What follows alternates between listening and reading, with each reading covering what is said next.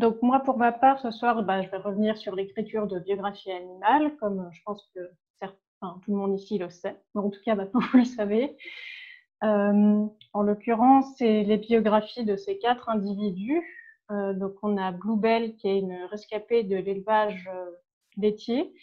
Baltimore Bloom, qui lui est un survivant de l'exploitation des canards pour leur foie.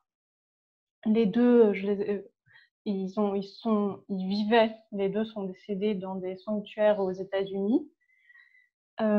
Rosette, qui est le cochon sur la gauche, il est rescapé il a été retrouvé en tant que porcelet et il était exploité pour sa chair, et Neneuil, elle, était exploitée pour ses œufs. Donc tous sont des survivants et survivantes de l'exploitation animale, et c'est d'eux, eux et elles, dont il va être question ce soir. Donc j'ai structuré la présentation en 6 points. D'abord, je vais juste revenir un tout petit peu sur l'objectif de ma thèse, parce que finalement, ces biographies, c'est dans ce travail-là qu'elles s'inscrivent. Et après, je reviendrai avec 2 points sur la question des biographies. Donc, qu'est-ce que c'est en fait les biographies et pourquoi j'ai décidé d'utiliser cette forme dans ma thèse. Et les points 4 et 5, c'est plutôt sur le comment. Donc, à la fois la méthode avec la perspective employée et l'usage des sources. Et la partie 5, c'est plus l'illustration avec des extraits que j'ai écrits. Et pour terminer, j'évoquerai encore des questions qui, pour moi, sont en suspens, dans le sens où il y a certains points avec lesquels je ne suis pas forcément à l'aise, à la fois personnellement et en tant qu'individu et en tant que chercheuse.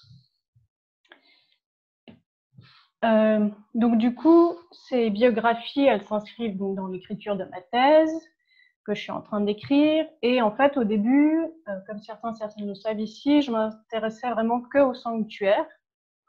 Et j'ai fait pas mal de terrain dans les sanctuaires en tant que bénévole. Et petit à petit, je crois que d'être aux côtés de ces individus, en fait, en histoire, le fait de ne pas raconter ce qui s'était passé avant, ça m'a semblé de plus en plus, pas forcément bizarre, mais ça me convenait plus. Et c'est pour ça que j'ai décidé finalement d'élargir et pas m'intéresser que aux sanctuaires, mais plutôt en fait replacer de façon dynamique leur trajectoire. Donc de voir ce qu'ils avaient vécu avant d'y arriver, comment ils avaient pu y arriver et qu'est-ce qu'ils et elles vivaient au sanctuaire. Donc c'est une approche dynamique, comme je le dis, et j'étudie en fait les différents lieux qui jalonnent leur parcours et voir comment en fait la violence elle est produite dans ces lieux, notamment en fonction de là où elle a lieu, à la fois dans les pratiques, donc qu'est-ce qu'on commet, mais aussi dans la représentation, qu'est-ce qui va être considéré ou non comme de la violence. C'est une thèse en fait qui s'inscrit en géographie critique animale. Donc en fait, la géographie critique animale, ça vient de l'approche en géographie qui est l'approche critique, qui en fait questionne les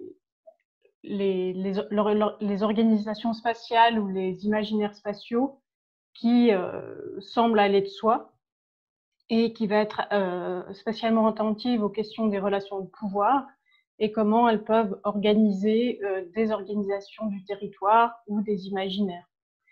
Et donc, c'est une géographie qui s'intéresse à la question des violences et comment la violence peut être liée comment la violence est spatialisée.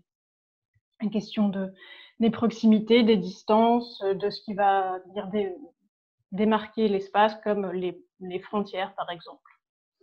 Et dans ce cadre-là, on parle des géographies animales critiques. En fait, c'est prendre cette tradition en géographie, la géographie critique, et y ajouter, le terme n'est pas super, mais les animaux non humains comme justement des individus qui subissent aussi des violences et dont on doit justement regarder les relations qui sont politiques entre les animaux humains et non humains, et regarder comment l'espace intervient dans la façon dont les violences spécistes, les violences qui ont lieu dans le cadre de l'exploitation animale, comment est-ce que l'espace est un angle d'attaque intéressant pour analyser ces relations.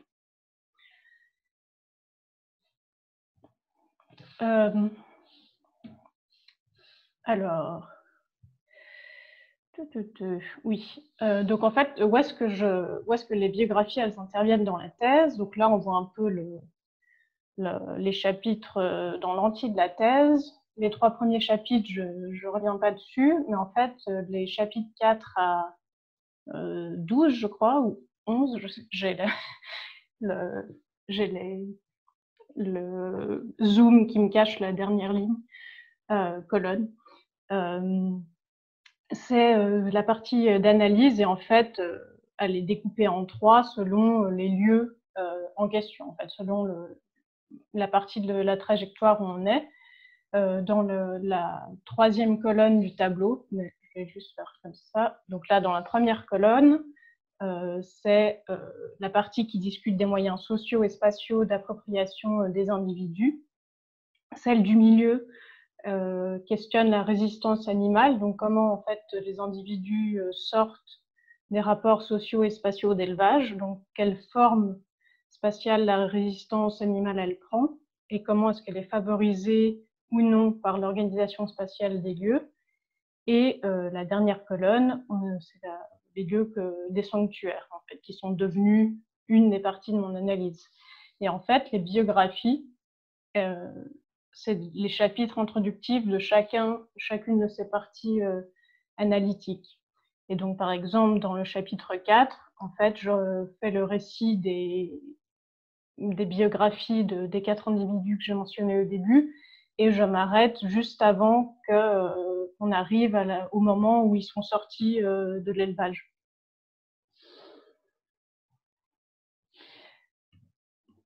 Voilà. Donc maintenant, c'était un peu pour l'introduction, dans quel contexte ça se passe, ces biographies. Oui, juste quand même une précision. Pour le moment, j'ai écrit que les biographies du chapitre 4. Donc, dans les extraits, il n'y aura que des extraits qui sont liés aux conditions d'exploitation. Donc, je ne les ai pas choisis. Enfin, s'il n'y a que ça qui vient, ce n'est pas parce que j'ai voulu qu'il n'y ait que ça, mais c'est parce qu'il n'y a que ça qui est écrit. Alors, qu'est-ce que c'est que les biographies? Déjà, je voulais juste mettre 4 références. Les 2 premières, c'est pour ce qui est du genre biographique chez les animaux humains, et les 2 sur la droite, c'est chez les animaux non humains.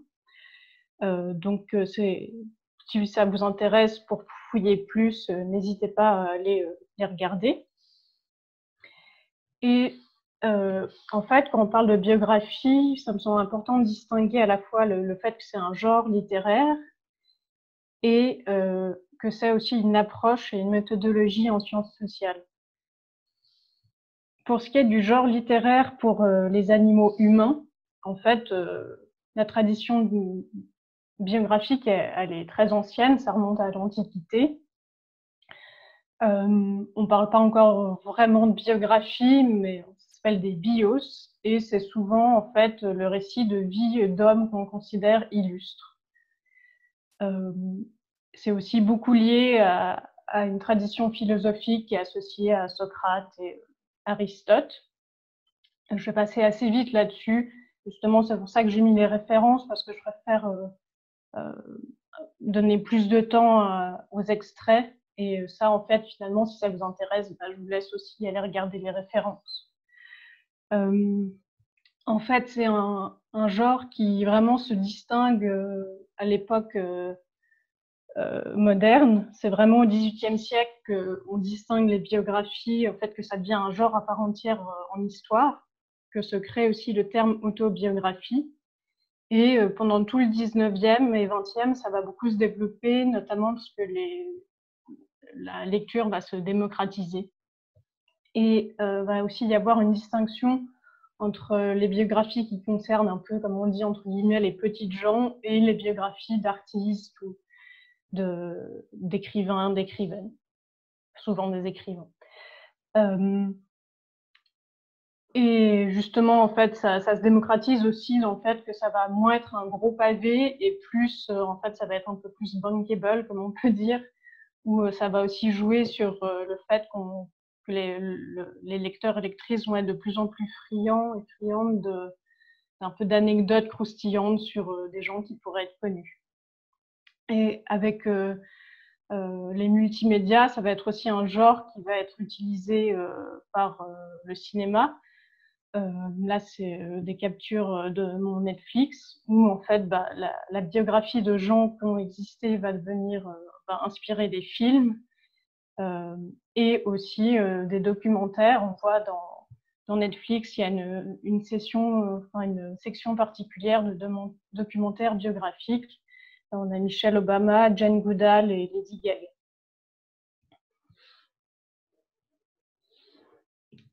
Pour les animaux non humains, on ne peut pas forcément parler de même si en fait les animaux non humains, ils ont toujours été présents dans la littérature.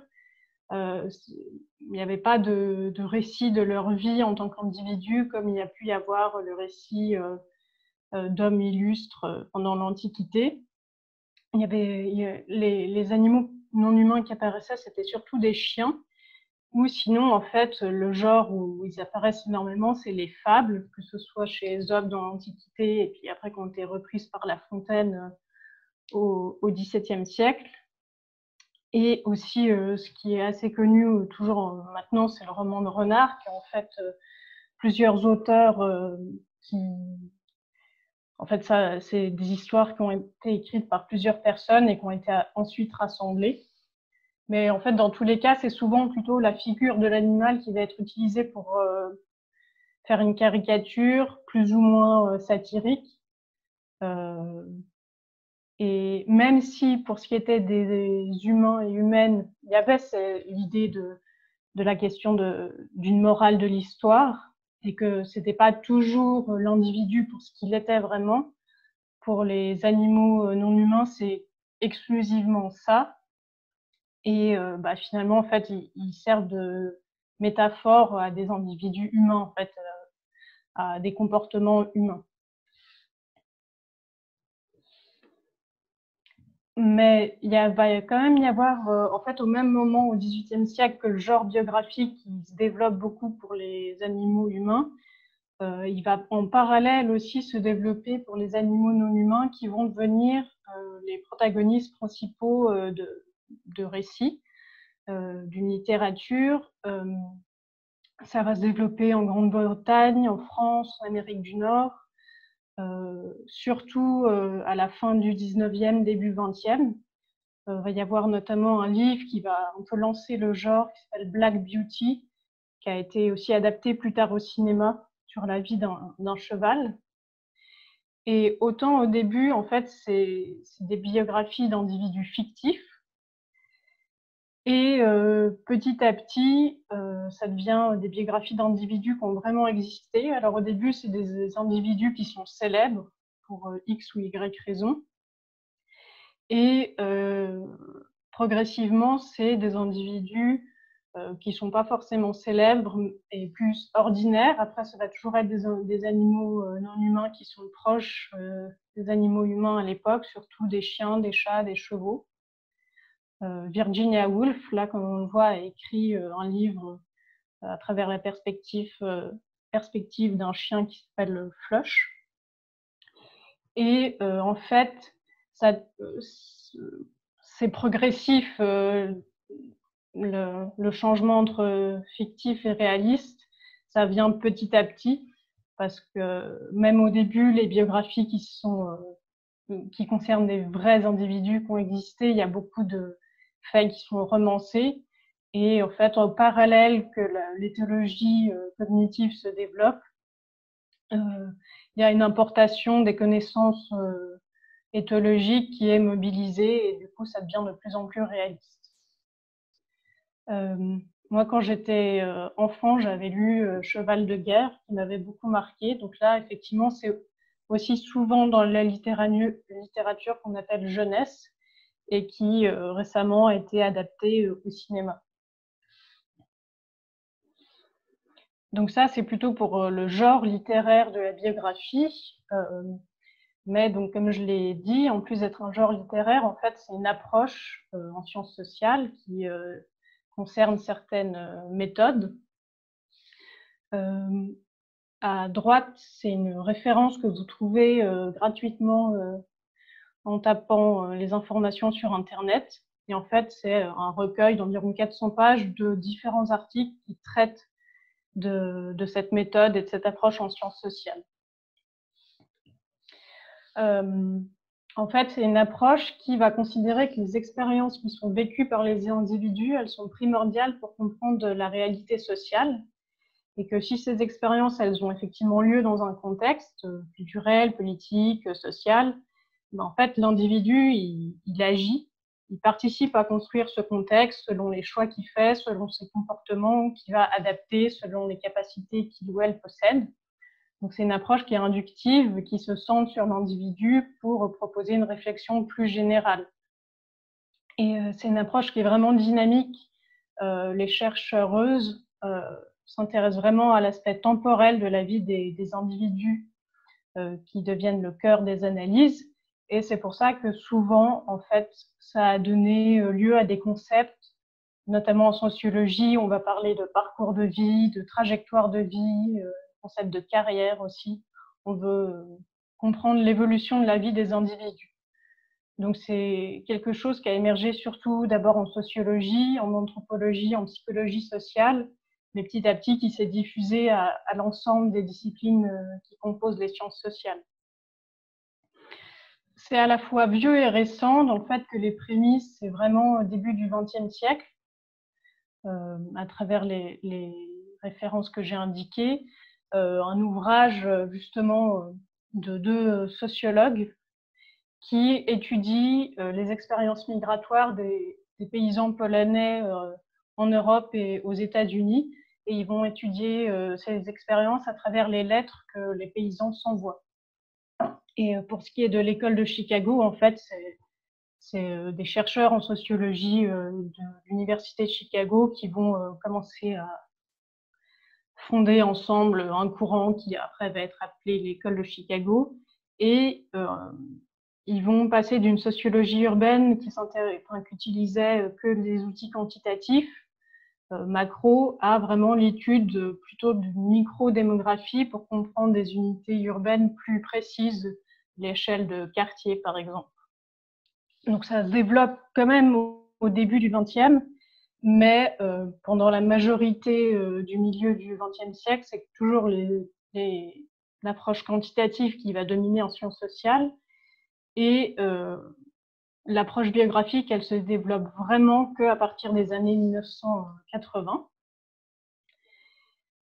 notamment en fait parce qu'elle est influencée par le fait qu'en histoire se développe l'histoire orale, qui est liée aussi à la micro-histoire, où on commence à se rendre compte que les archives qui sont étudiées favorisent toujours l'étude des gens dont on a considéré que c'était important de consigner les vies, et que passait à la trappe la vie des gens moins illustres, et notamment des classes sociales populaires.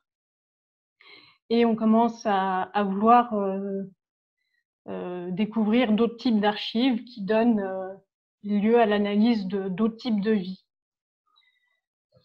Et c'est lié aussi à l'émergence, d'abord aux États-Unis, des études féministes, aussi des Black Studies et Black Feminism. Je l'ai laissé ici en anglais parce que ça fait vraiment référence au contexte des États-Unis, qui vont développer une approche matérialiste où ce qui compte, c'est vraiment des expériences des individus concernés par l'analyse. Et si c'est une analyse qui concerne les femmes, ce qui va primer, ça va être les expériences des femmes.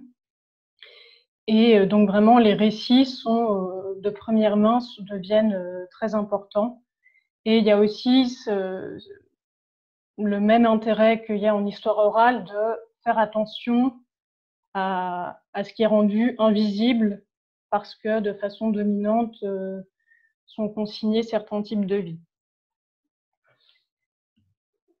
Pour ce qui est de l'approche biographique chez les individus non humains, c'est plus tardif, notamment parce qu'en fait, il faut attendre les années 1990 pour que les animaux non humains soient étudiés en sciences sociales, parce que historiquement, les sciences sociales, justement, elles s'opposaient aux sciences qu'on appelle naturelles, et ils n'avaient pas leur place en tant qu'acteurs et actrices des analyses en sciences sociales, parce que ça voudrait supposer qu'ils ont des sociétés, qu'ils ont des cultures, et on laissait ça aux sciences qu'on appelle naturelles, où l'animal non humain en tant qu'individu, il émerge assez tardivement. C'est plutôt dans les années, c'est à gros traits, hein, je fais des gros traits, mais c'est plutôt en éthologie cognitive à partir petit à petit des années 1960, notamment en primatologie.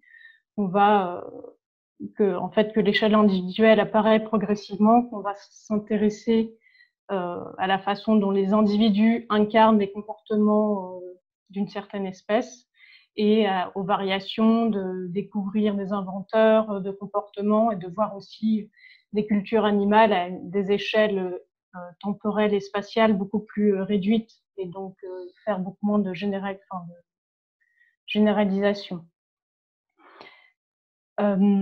Les animaux non humains, ils apparaissent effectivement du coup en sciences sociales quand arrivent des réflexions sur l'individu comme acteur, et au départ, ces acteurs, l'intérêt il est pour les humains, mais ça va s'élargir petit à petit aussi aux acteurs non humains, et les animaux non humains rentrent peu à peu dans les sciences sociales. Au départ, l'intérêt il est surtout pour ce qu'ils font faire aux humains, et moins pour les animaux en tant que tels. Donc en fait, c'est la différence aussi un peu entre les études animales qui sont plutôt dans les années justement 1990 et les études animales critiques qui apparaissent plus tardivement dans les années 2000, 2010, et à partir de là, effectivement, maintenant, on a énormément de références. Même si c'est un champ qui est assez récent, on a quand même une littérature qui est assez foisonnante. Et parmi cette littérature, la question des biographies est là, et pas hyper présente, mais ça se développe, surtout en histoire, ce qui semble assez logique, parce que c'est c'est reconstituer un récit notamment lié à l'expérience passée d'un individu. On a peu de manuels, on a comparé aux manuels qui traitent du récit de vie pour les humains et humaines en sciences sociales, en comparaison pour les animaux non humains, on n'en a presque pas. On a le livre tout en haut à gauche, qui est de 2018, correspond un peu à un manuel. Éric Baratet, avec son livre Biographie animale, en est un en quelque sorte en français, mais on a plus souvent en fait l'apparition de biographies dans le cadre d'analyses plus globales. Le livre The Cow with Ear Tag, 1389, c'est une analyse sur l'industrie laitière et qui en fait va avoir des vignettes avec la biographie d'individus que l'autrice a rencontrés. Et pareil, par exemple, pour le livre tout en bas à droite de Sarah Colling, qui est tiré de sa thèse, qui est en anglais, où en fait elle s'intéresse aux résistances d'individus qui s'échappent des abattoirs, et comment ça bouleverse en fait le fait que les consommateurs et consommatrices normalement mettent à distance ces individus. Et en fait, dans son analyse plus générale, elle fait le récit de 6 de ces évasions.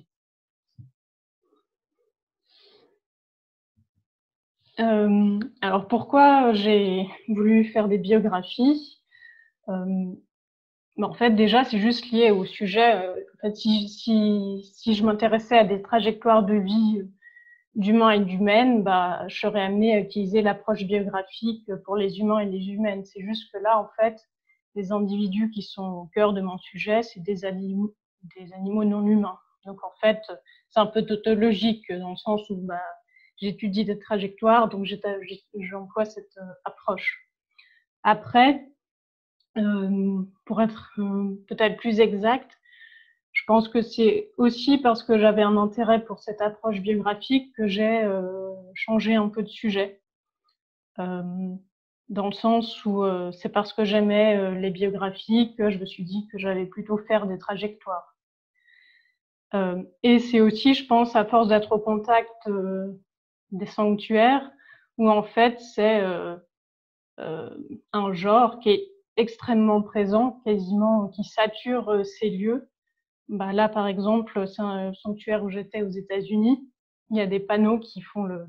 Alors certes, c'est quelques lignes, mais qui présentent l'individu à la fois à travers un portrait et une description écrite, et qui est aussi extrêmement présent dans le cas de visites pour les lieux qui sont ouverts au public. Tous ne le sont pas. Et là, par exemple, c'est un extrait d'un enregistrement d'une visite à laquelle j'ai participé, et on est dans l'espace du site où vivent des vaches. Et bah, la personne qui fait la visite, je crois que c'était pour des enfants à ce moment-là, raconte la vie de Buttercup, qui est la vache à gauche, et qui, je traduis en même temps au cas où, que Buttercup, sa vie, c'était la vie d'une vache laitière. Elle a eu des bébés, elle était constamment enceinte, et les bébés lui étaient enlevés dès qu'ils étaient nés, et elle criait pour eux. Au bout d'un moment, le lieu où elle était retenue, il a été fermé et on l'a récupérée. Et quand on l'a récupérée, elle était enceinte, mais elle était très maigre, à part pour son gros ventre. Et on a fait tout ce qu'on a pu pour qu'elle soit grande et forte et en bonne santé, pardon, pour son bébé. Mais en fait, comme elle était déjà, la grossesse était déjà trop avancée, son bébé est né avec des poumons pas assez développés et il est mort à 7 mois. Et il s'appelait Hallow. Et elle a aimé de tout son cœur, elle a pris soin de lui autant qu'elle a pu. Et elle a pleuré quand il est mort. Et à peu près au même moment, on a secouru 6 veaux qui était malade et en train de mourir, et elle se tenait à un coin de l'enclos, elle les appelait. Et donc on a ouvert la porte et elle s'est arrêtée devant leur enclos et elle ne voulait pas partir. Donc on les a mis ensemble et elle les a élevés. Je dois juste enlever le panneau. Elle les a élevés, et donc elle est la mère de ces vaches, en l'occurrence des vaches qui sont dans l'enclos au moment de la visite. Elle a pu être la mère qu'elle n'avait jamais pu être. Donc, en fait, constamment, dans les sanctuaires, on fait le récit des vies des individus qui y sont présents, et notamment aussi le récit de ce qui leur est arrivé avant. Et je pense que du coup, c'est en étant dans ces sanctuaires que ça m'a beaucoup influencé dans le fait de vouloir utiliser la méthode biographique. Et c'est aussi en fait une stratégie symbolique de choisir un outil qui a presque toujours été utilisé pour les animaux humains. Donc, en fait, c'est un choix qui s'oppose à la rhétorique selon laquelle les animaux non humains, ils n'auraient pas d'histoire, ils n'auraient pas de voix. Ce qu'on voit dans la première citation, où l'autrice dit que justement, trop souvent encore, on associe le fait d'avoir une histoire avec le fait d'être humain, donc l'historicité avec l'humanité, et on échoue à penser aussi des animaux comme des individus qui ont une histoire, des existences historiques. Et est-ce que ça implique? Et c'est aussi important parce que la violence, elle peut aussi être épistémique. On peut penser justement au suicide food, où là, visuellement, on a le fait qu'un individu va lui-même se découper, par exemple. On voit ça souvent chez les cochons, dans les enseignes de boucherie, par exemple. Et en fait, c'est une violence ce type de violence-là, de dire que l'animal non humain, il est lui-même consentant à être mis à mort, à tout manger, c'est quelque chose qui peut apparaître aussi dans les termes qu'on emploie. Et par exemple, Dinesh Wadiwel, dans la deuxième citation, montre qu'en fait, un terme qui est utilisé par la FAO dit que justement les poissons sont harvested, qui veut dire récoltés, en fait, qui peut être aussi utilisé pour des cultures céréalières, par exemple. Et donc, il termine par dire que la violence épistémique rend les poissons pas intéressés par leur propre vie, en fait, comme s'ils étaient eux-mêmes désintéressés de leur vie. Et donc, effectivement, en choisissant d'écrire des biographies animales, c'est d'attester que ce sont des individus qui vont avoir des comportements différenciés, qui s'inscrivent dans un environnement, qui peuvent avoir des trajectoires de vie différentes les uns des autres, les unes des autres. Et donc, ça implique aussi de penser d'autres façons de parler d'eux et d'elles, et donc de construire un vocabulaire différent qui passe notamment par le fait d'être attentif et attentive à ne pas les rendre passifs et passifs de leur histoire.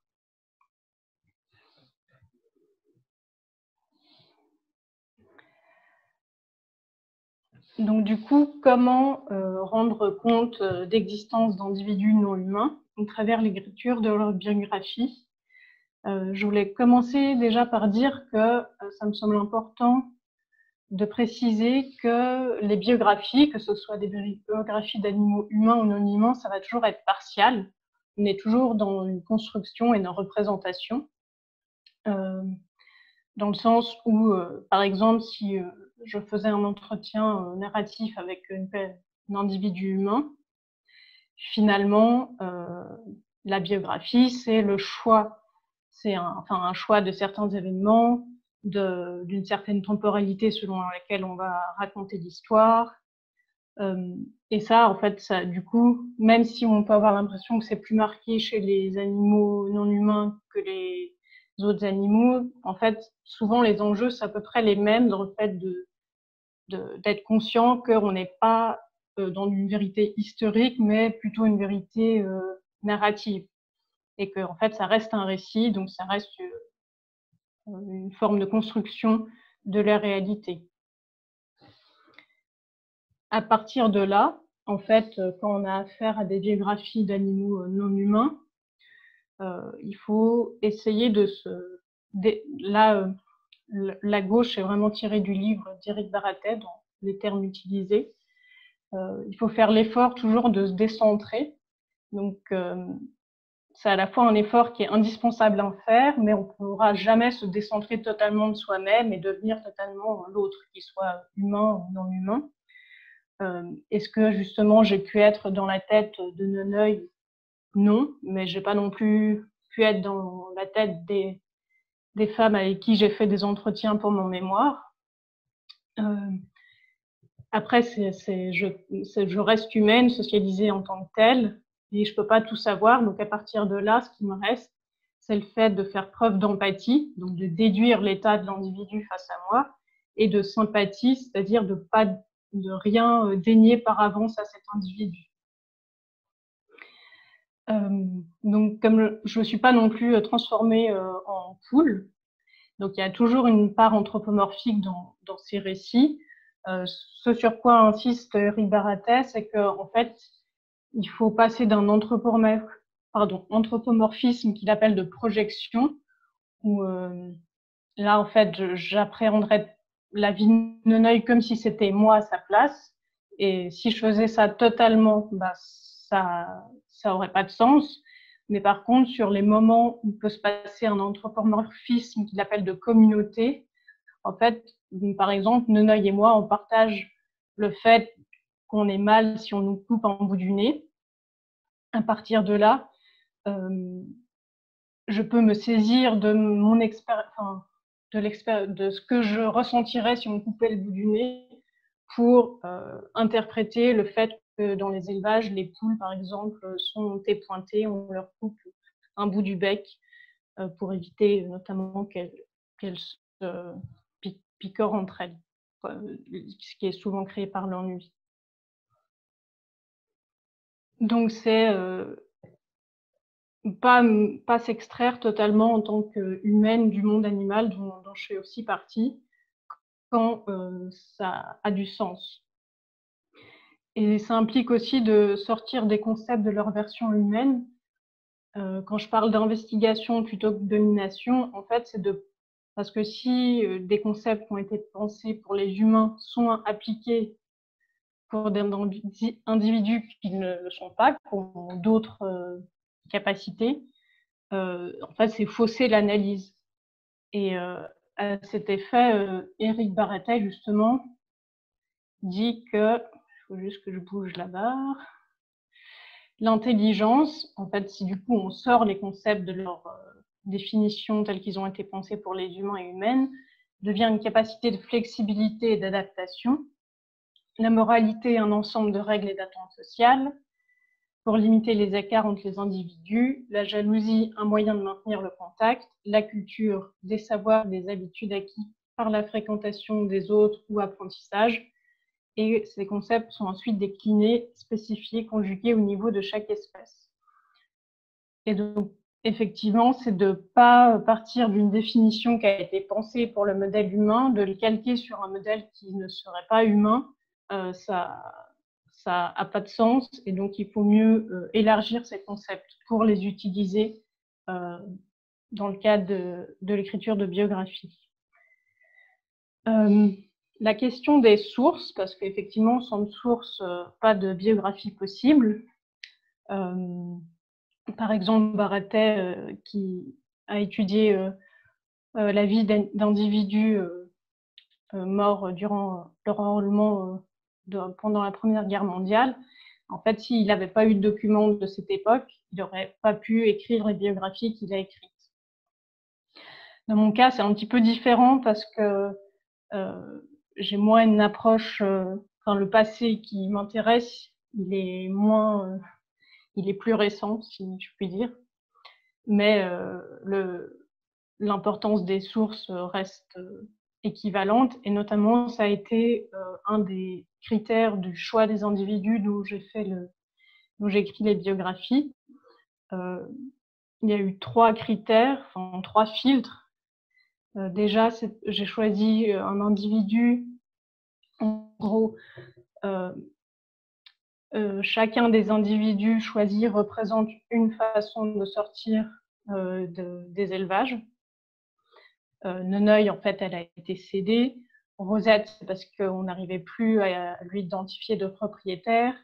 Bluebell, c'est parce que le lieu où elle était, il a été fermé parce que c'était illégal. Et Baltimore Bloom a été exfiltré par des militants et militantes. Donc chacun représente une façon différente de sortir de l'élevage. Ensuite, j'ai choisi en fonction de la sécurité, ou bien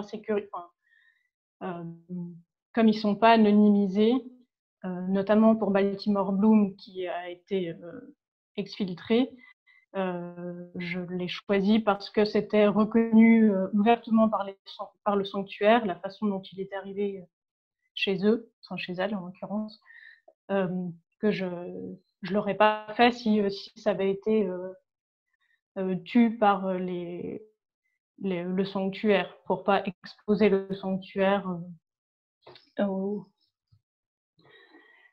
danger de représailles. Et enfin, le troisième fil, c'était la disponibilité des sources, et notamment pour Neneuil et Rosette, ils font partie d'espèces pour lesquelles on a énormément de matériaux d'enquête. Les poules, les cochons, notamment chez les enquêtes sorties par L214 font partie, en fait, numériquement, on a beaucoup plus de photographies ou de vidéos. Donc, une fois qu'on a ces sources, il faut essayer d'en avoir le plus possible, si je puis dire. Et à la fois, ça va être des sources qui sont produites par les concernés, puis des documents qui recensent leurs données biographiques. Dans le cas des animaux non humains, aussi des documents qui sont utiles pour comprendre la façon dont ils vivent leur environnement. Et enfin, des documents pour comprendre le contexte qu'ils ont vécu.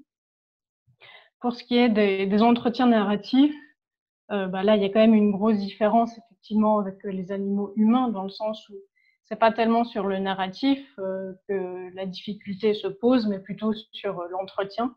Et on peut pas faire un entretien oral de la même manière avec un animal humain qu'un animal non humain. Justement, c'est ce que Erika Fudge sous-entend quand elle dit qu'un chien peut aboyer et on peut enregistrer et documenter cet aboiement, mais on ne peut pas le comprendre. Et effectivement, moi, par exemple, je ne m'inscris pas dans la communication animale et donc, pour moi, je n'ai pas eu d'entretien au sens de compréhension directe avec les individus dont j'ai fait les biographies. Ça ne veut pas pour autant dire que les animaux communiquent pas ou qu'ils ne peuvent pas participer directement à l'écriture de leur biographie. Et on peut notamment penser aux traces corporelles. Rosette, qui est sur la photographie, justement, de par son corps, on peut savoir qu'il vient d'élevage intensif. On peut aussi, notamment aussi parce qu'il a été castré et que ses dents ont été meulées. Donc ça, c'est un témoignage. Quand il a été trouvé, on a pu déterminer son âge, ce qui a aussi permis de savoir qu'il avait sans doute, qu'il était sans doute tombé, sorti, on ne sait pas bien, du camion, qu'il emmenait de l'élevage où il est né à l'élevage où il allait être engraissé. Après, on peut avoir des traces comportementales. Circus, qui est le bouc que vous voyez en haut à droite, c'est un individu qui est resté très craintif, notamment des gestes brusques, et donc, enfin, il a été saisi parce qu'il était dans un cirque où il était maltraité. Et à l'inverse, il y a aussi d'autres individus qui arrivent dans des sanctuaires qui ont des proximités avec les humains beaucoup plus, si facilitées qu'on peut se douter, notamment pour des chefs, que ça peut être des chefs qui ont eu des expériences positives avec les humains auparavant.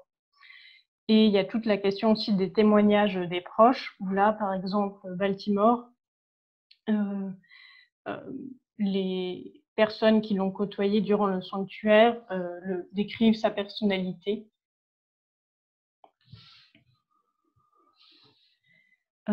Pour ce qui est des documents qui recensent des données biographiques,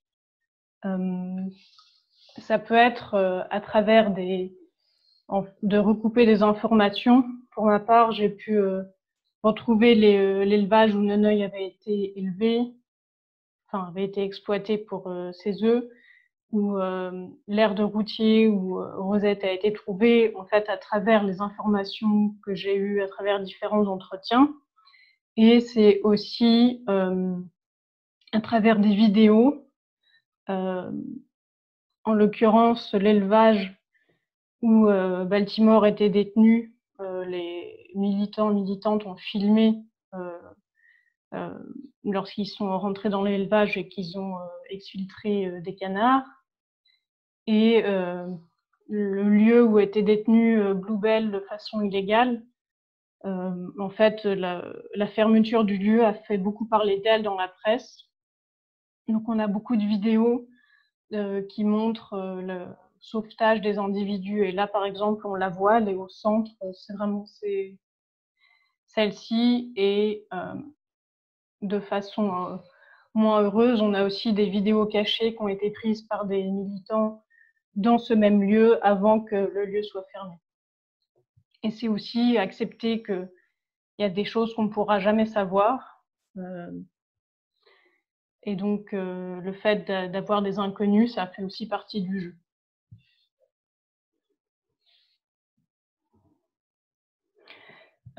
C'est aussi, là, c'est les 2 captures d'écran, en fait, c'est toutes les sources qui sont des articles en éthologie avec lesquels je suis familiarisée pour m'aider à comprendre la façon dont les individus en question appréhendaient leur environnement. Donc, c'est aussi des sources qui sont importantes dans l'écriture de ces biographies. Et enfin, c'est tous les documents qui sont utiles pour comprendre le contexte de leur vie. Donc, ça va être la loi. Ça ne veut pas dire que parce que la loi a été dictée que c'est exactement comme ça que ça s'est passé, mais ça donne quand même un ordre d'idée. Ça va être les documents qui sont produits par les acteurs et actrices de l'élevage. Ça va être des ouvrages, par exemple. En bas à droite, c'est un livre écrit par un journaliste au moment où, en fait, la question de l'interdiction du foie gras commençait à faire débat aux États-Unis, et donc il a interrogé les acteurs et actrices majeurs de l'industrie du foie gras, les militants et militantes qui s'opposaient au foie gras. Et en fait, en lisant ce livre, on a accès indirectement à des témoignages d'acteurs clés de l'époque.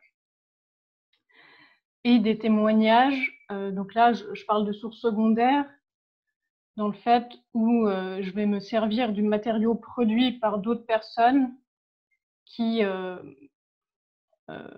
par exemple, justement, les enquêtes d'associations animalistes, je vais me servir des photographies et des vidéos pour me donner une ordre d'idée de ce qu'ont pu vivre les individus en question.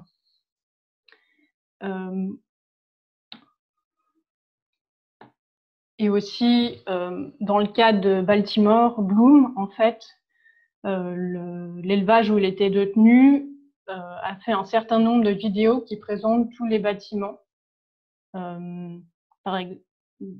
Ils ont, je crois, 3 ou 4 vidéos, comme là on peut voir en bas à gauche. Et en fait, c'est regarder ces vidéos, prendre des notes de ce qui est dit, de ce qu'on peut voir de l'organisation des lieux, à la fois où les canetons sont élevés et où, un peu plus tard, ils sont gavés. Et ça va être à nouveau la question des sources. En fait, Hudson Valley a fait beaucoup parler de lui. Et en fait, il y a eu plein d'articles de presse. Donc, ça va être aussi les photos de ces articles de presse, ce qui est décrit dans ces articles de presse des lieux qui vont m'intéresser. Après, c'est important de les croiser dans le sens où il ne faut pas prendre pour argent comptant tout ce qui va être dit dans chacune de ces sources, mais c'est aussi de en fait, les lire de façon transversale pour commencer à avoir une vue d'ensemble à peu près cohérente de ce qu'a pu être la vie de l'individu en question. Et c'est parfois les lire à contre-courant. Donc, qu'est-ce que j'entends par à contre-courant? Je vais d'abord lire cette citation d'Éric Baratet qui dit que ces documents doivent être retournés pour être bien déchiffrés du côté des animaux, en inversant la structure du récit, en retenant des détails mis au second plan, voire en lisant entre les lignes, ce qui veut dire retourner aussi la réflexion et l'écriture de l'historien, de manière à bien considérer les animaux comme des acteurs agissants, non des objets subissants, et mieux réaliser, comprendre, poser des questions supplémentaires. Donc, pour donner un exemple, je parlais du fait que je m'étais notamment intéressée à la loi. Donc, à chaque fois, lire tout ce qui concerne, par exemple, pour Rosette, tout ce qui concerne les cochons dans la loi en France. Donc, et qui était, lui, il a vécu l'exploitation en tant que porcelet, donc tout ce qui concerne aussi les porcelets. Et donc là, on peut lire « Aucun porcelet ne doit être séparé de sa mère avant d'avoir atteint l'âge de 28 jours, sauf si le non-sevrage est préjudiciable au bien-être ou à la santé de la truie ou du porcelet. » Et ensuite, en gros, ils disent « Sauf exception, on peut les sevrer 7 jours plus tôt. » Donc, c'est utiliser ce document qui est produit par les dominants et dominantes au sujet de Rosette et de transformer ça en qu'est-ce que ça a voulu dire pour lui. Et là, donc, c'est un extrait de sa biographie à lui où j'ai écrit: après environ 28 jours, peut-être 21, passés avec sa mère dans la cage de maternité, Rosette et ses frères et ou sœurs ont été déplacés dans un enclos pour être sevrés. Cette séparation aura été d'autant plus brutale que les porcelaines sont normalement sevrées qu'à l'âge de 3 ou 4 mois et continuent à vivre dans le même groupe que leur mère pendant encore quelques temps. Donc là aussi, j'indique les références scientifiques qui m'ont aidé à comprendre comment se passe normalement la vie de Porcelet. Et donc il y a à la fois les lire, en fait de lire le texte comme il n'était pas censé être lu, de lire cette loi, enfin en l'occurrence c'est une directive, comme elle n'était pas censée être lue. Mais ça va être aussi prendre au sérieux des actes qui normalement ne sont pas pris au sérieux. Donc typiquement les actes de résistance qui la plupart du temps dans la presse vont être décrédibilisés. On va voir c'est la grande évasion, enfin tourné en ridicule par un registre, une certaine terminologie, mais c'est en fait prendre ces actes pour ce qu'ils sont, comme des actes de résistance, et donc les voir autrement que ce qu'ils sont montrés de manière générale. Le plus possible, ce que j'ai essayé de faire, c'était d'essayer de percevoir l'environnement tel qu'ils avaient pu le percevoir. Donc de comprendre les manières physiologiques, psychologiques, comportementales de vivre dans les environnements qu'ils avaient pardon, je vais juste boire un peu d'eau.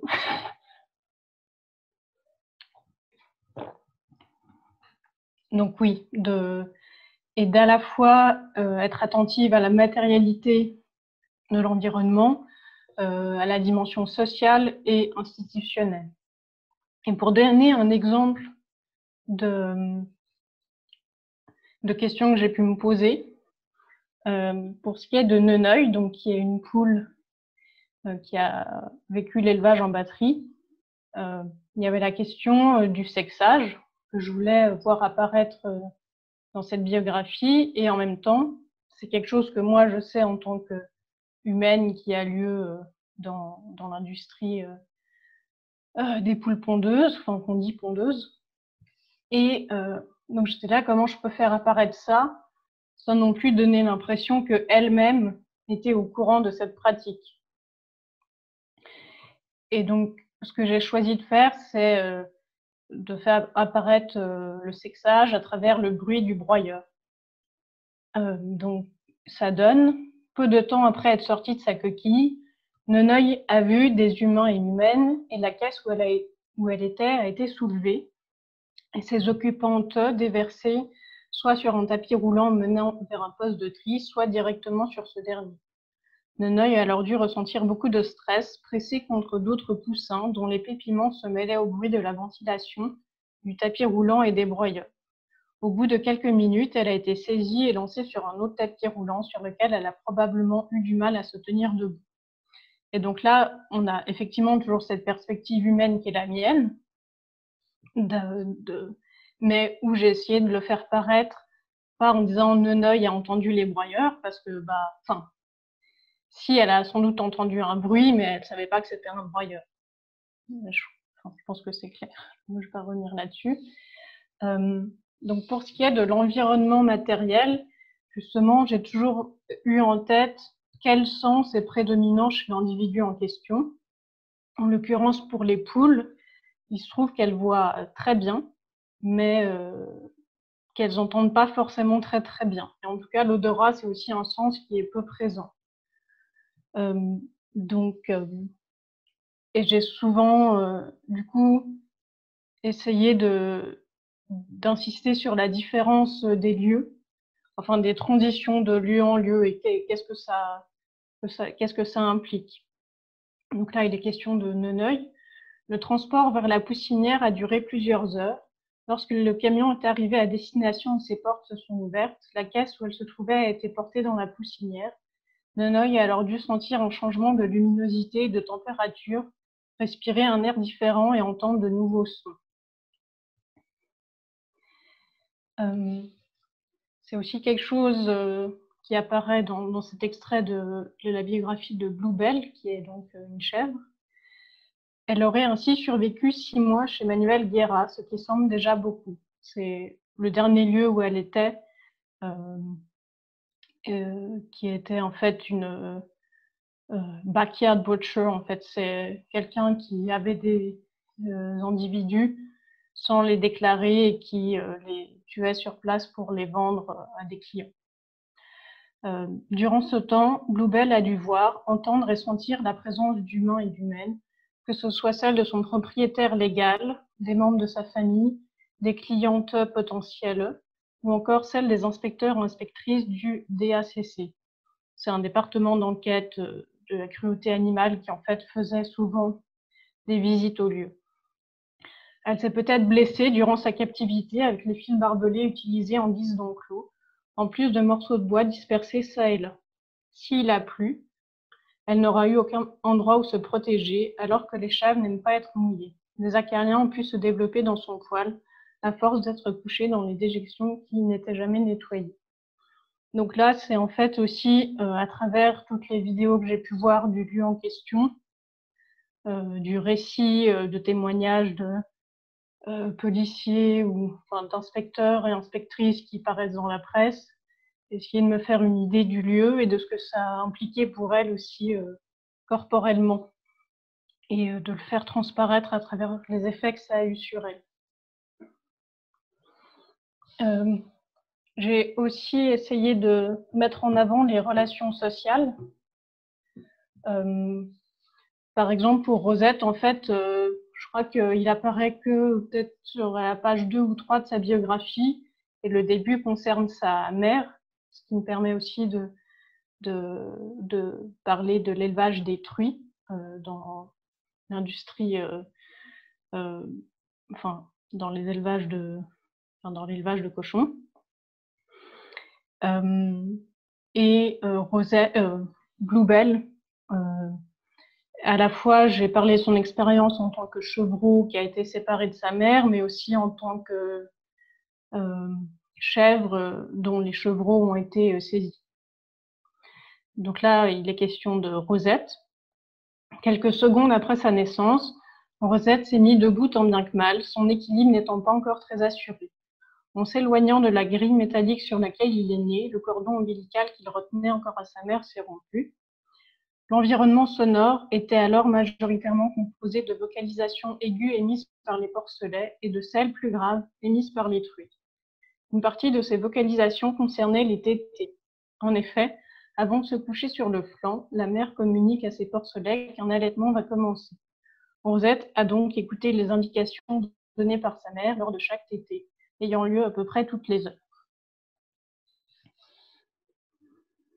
Enfin, quand je parle de l'environnement institutionnel, en fait, pour moi, c'est pour montrer le poids que l'institution, entre guillemets, a eu sur la vie de l'individu, comment elle a contrôlé ce qu'il a pu manger, comment il a pu dormir, où elle a pu dormir, la lumière, et les effets de ses choix sur leur corps.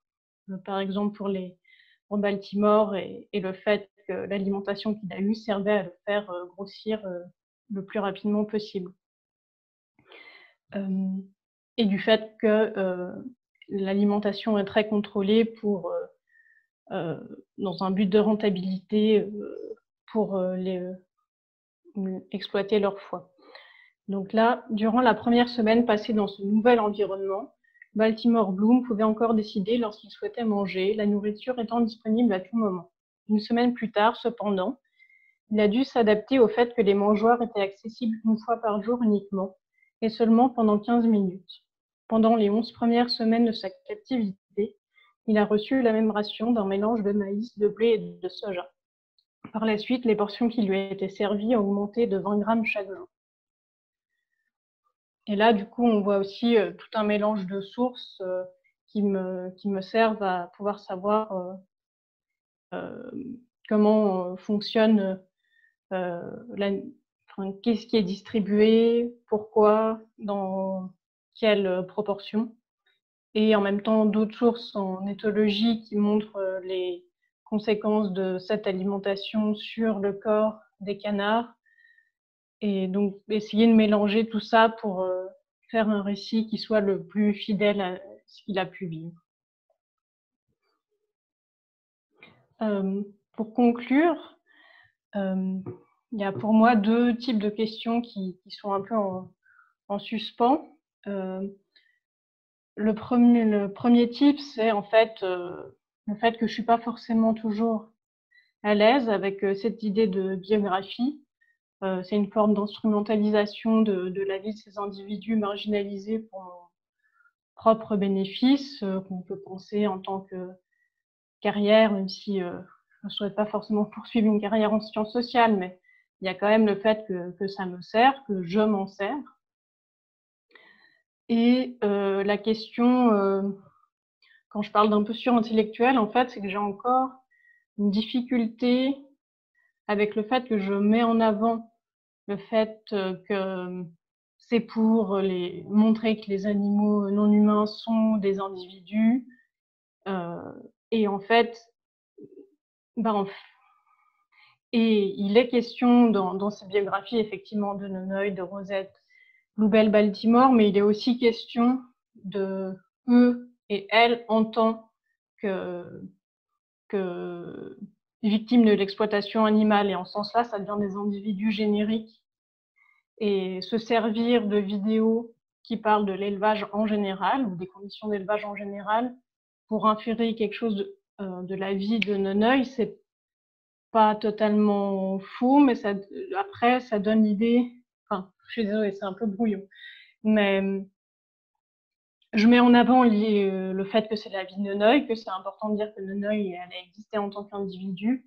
Et en même temps, il y a des choses où peut-être qu'elle les a pas vécues comme ça, mais je l'ai présentées comme ça parce que c'est ce que vivent généralement les poules lorsqu'elles sont élevées en batterie. Vous pourrez me dire peut-être dans les questions si c'était pas clair. Et un deuxième questionnement que j'ai, c'est comment on peut qualifier ça? Est-ce que c'est vraiment des biographies animales ou pas?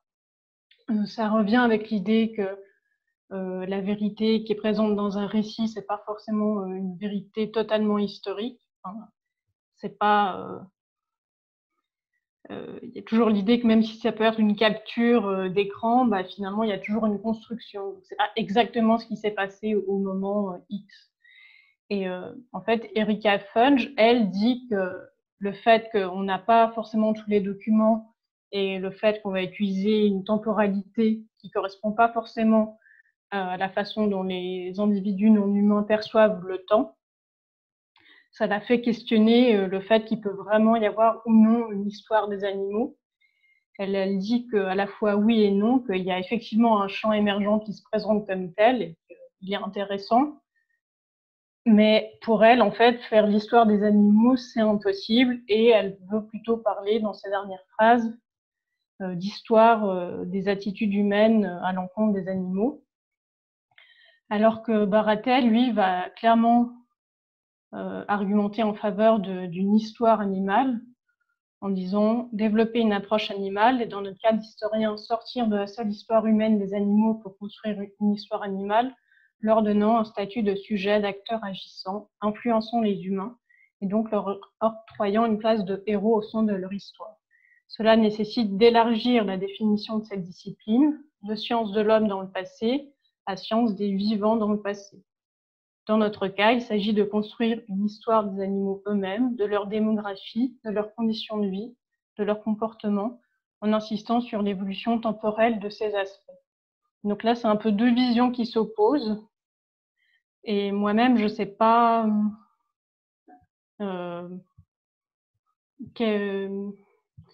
ouais, je suis un peu entre les deux. Je ne sais pas encore exactement ce que j'en pense personnellement. Donc, voilà. Et donc, je vous remercie pour votre attention. Et je m'excuse si parfois c'était un peu brouillon, mais j'avoue que le mode Zoom m'a un peu déstabilisé. Donc voilà, j'espère que c'était quand même suffisamment clair.